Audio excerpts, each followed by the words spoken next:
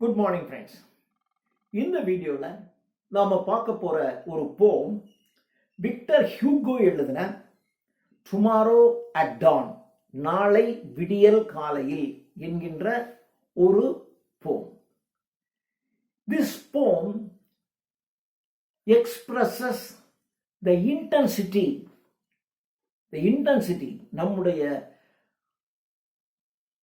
உள்ளத்தின் ஆழ்ந்த வருத்தத்தையும் துன்பத்தின் ஆழத்தையும் வெளிப்படுத்துகின்ற ஒரு பாடல்.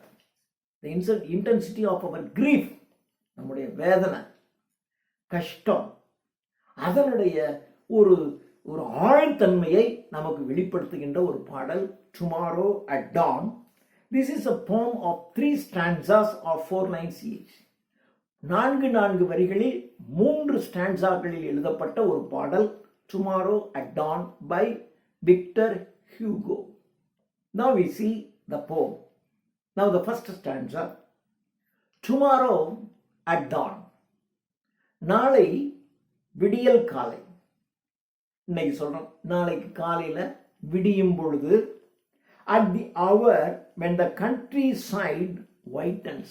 At the hour, காலை விடியல் காலை. விடியல் காலை என்றால் எத்தனை மணி? 6 மணி, 6:30 மணி, 7 மணி, 8 மணி. நோனோ, கிராம பகுதிகள் எப்பொழுது சூரிய ஒளியின் வெளிச்சத்தில் நிரம்புகிறதோ அந்த நேரத்தில்.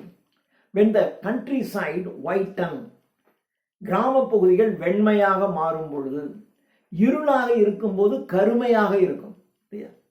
இரவு வந்துருச்சுன்னா அப்படியே இருள் கவிழ்ந்து இருள் சூழ்ந்து ஒரு கிராமம் இருக்கும். சூரியன் உதிக்க ஆரம்பிச்ச உடனே அந்த கருமையானது விலகி எங்கும் வெண்மையாகிறது, ஒளி தென்படுகிறது. Tomorrow at dawn, at the hour when the countryside whitens. at the hour, அந்த நேரத்தில். எந்த நேரத்தில்?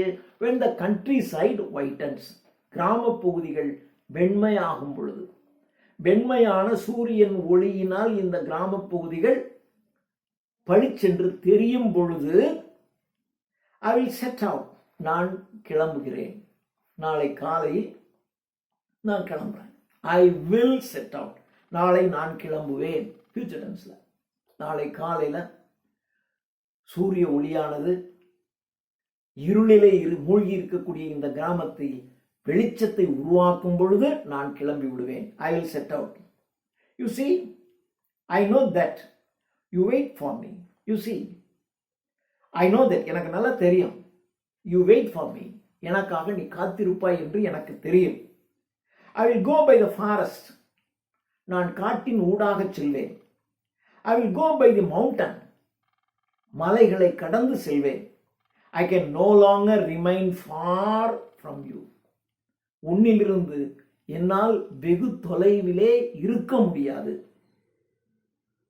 அதாவது இவர் யாரை பார்க்க போறாரோ அங்க அவங்கள சொல்றார், நான் I will set out, நாளை காலையில கிளம்பிடுவேன். You see, I know that you wait for me. எனக்கு நல்லா தெரியும், நீ எனக்காக காத்திருப்பாய். நான் புறப்படுவேன், காலையிலே நான் புறப்படுவேன் உன்னை பார்க்கத்தான். எனக்காக நீ காத்திருப்பாய் என்று எனக்கு தெரியும். நான் காட்டினை கடந்து மலையினை கடந்து நான் வருவேன். I can no longer remain far from you, உன்னிலிருந்து வெகு தொலைவிலே உன்னை பிரிந்து என்னால் இருக்க முடியாது. நீ இருக்கிற இடத்துல இருந்து நான் ரொம்ப தூரத்தில் இருக்கேன். நாளை காலையிலே நான் கிளம்பிடுவேன். காடு மலைகளை கடந்து நான் வர வேண்டும். எனக்காக நீ காத்திருப்பாய் என்று எனக்கு தெரியும். நான் உன்னிலிருந்து பிரிந்து வெகு தொலைவிலே இருக்க நான் விரும்பவில்லை. இதோ நான் கிளம்பி நான் சீக்கிரம் வந்துடுறேன் என்று சொல்லுகிறார். This is the first stanza. எங்க போறாரு? யாரை பார்க்க போறாரு? எதுவுமே தெரியாது. காலையில நான் கிளம்பிடுவேன், காலையில விடிய காலையிலே கிளம்பிடுவேன். எனக்காக நீ காத்திருப்பேன்னு எனக்கு தெரியும். நான் காடு கடந்து மலை கடந்து நான் வரணும். நீ எனக்காக காத்துட்டு இருப்ப. உன்னை பிரிஞ்சும் வெகு தொலைவில் நான் இப்ப இருக்கேன். அவ்வளவு தொலைவில் உன்னை பிரிஞ்சு என்னால இருக்க முடியாது. இதுதான் first stanza. Now the second stanza. I will walk with my eyes. I will walk with my eyes fixed on my thoughts. என்னுடைய சிந்தனைகளிலே என்னுடைய கண்கள் என் சிந்தனைகளிலே கவனத்தை வைக்கிறது. நாம் ஒரு இடத்த விட்டு புறப்பட்டு போனா இந்த பாதையிலே என்னுடைய கண்கள் இருக்கணும், அப்படிதானே இருக்கும். ஆனா அப்படி இல்லை, அப்படியே போயிட்டு இருக்காரு. ஆனா இவருடைய கண்கள் சும்மா பாதையை பார்த்துக்கிட்டு இருக்கு, ஆனா கண்கள் முழுவதும் அவருடைய சிந்தனையிலே ஒன்றி போயிருக்கிறது. I will walk with my eyes fixed on my thought. என்னுடைய சிந்தனைகளிலே என்னுடைய கண்கள், என்னுடைய பார்வை என்னுடைய சிந்தனைகளிலே பொருந்தி இருக்கிறது.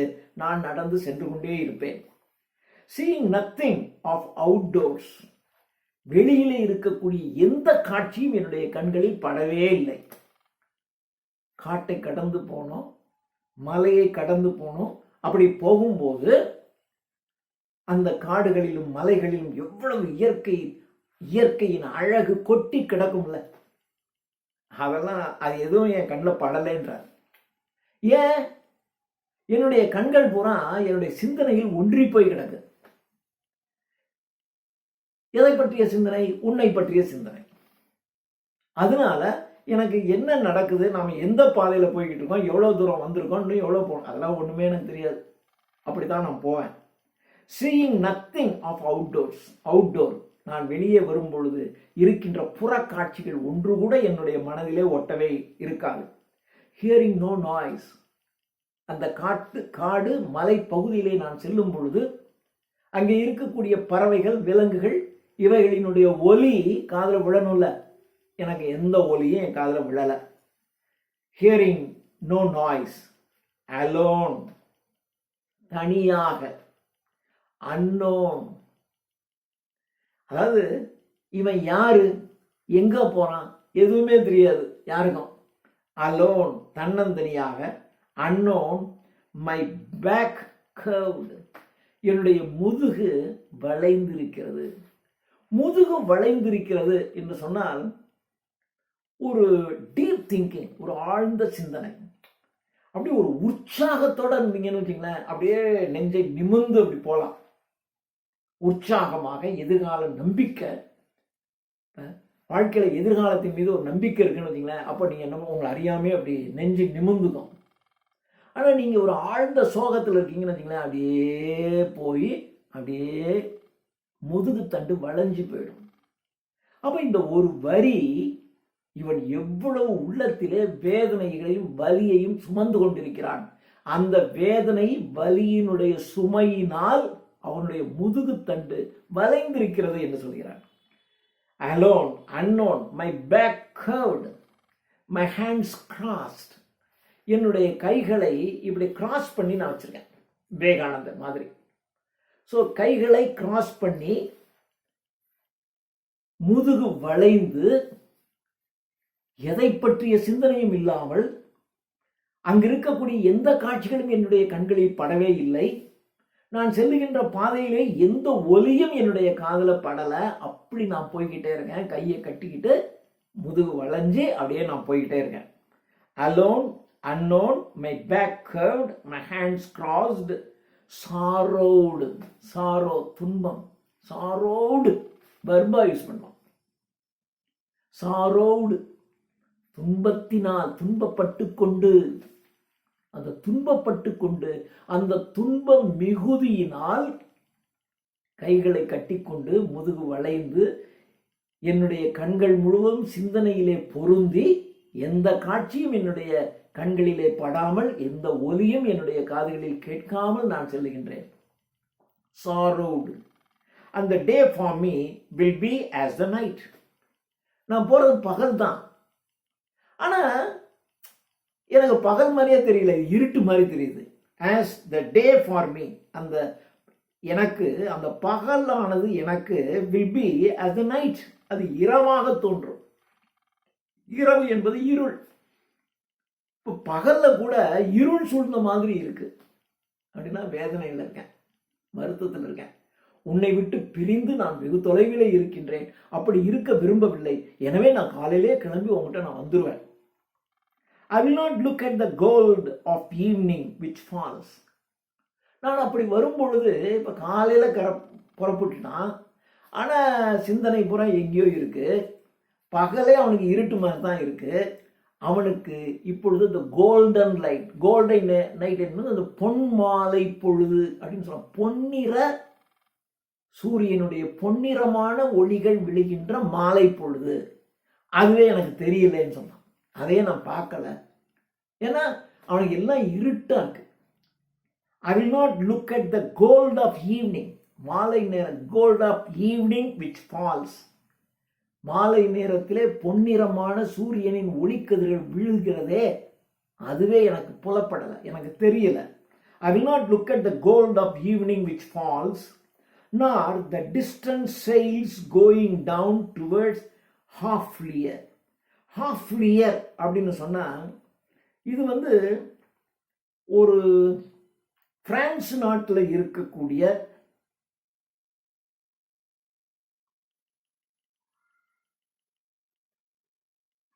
அதாவது பிரான்ஸ் நாட்டு கடற்கரையில் இருக்கக்கூடிய ஒரு பகுதி, கடற்கரையில் இருக்கக்கூடிய ஒரு சின்ன ஏரியா, அதுதான் ஹாஃப்லியர், HARFLEUR அப்படின்னு அர்த்தம். ஹாஃப்லியர், அதாவது the Haflier is a town which is on the coastal area of France. France நாட்டினுடைய கடற்கரை பகுதியில் இருக்கக்கூடிய ஒரு நகரமான காஃப்லியர். அந்த காஃப்லியர் என்ற நகரத்தை நோக்கி தான் இவர் போய்கொண்டிருக்கிறார், மலைகளையும் காடுகளையும் கடந்து. Nor the distant sails going down, the distant, அந்த தொலைவானது going down, கீழ் நோக்கி போகிறது. அப்படின்னா என்ன அர்த்தம்?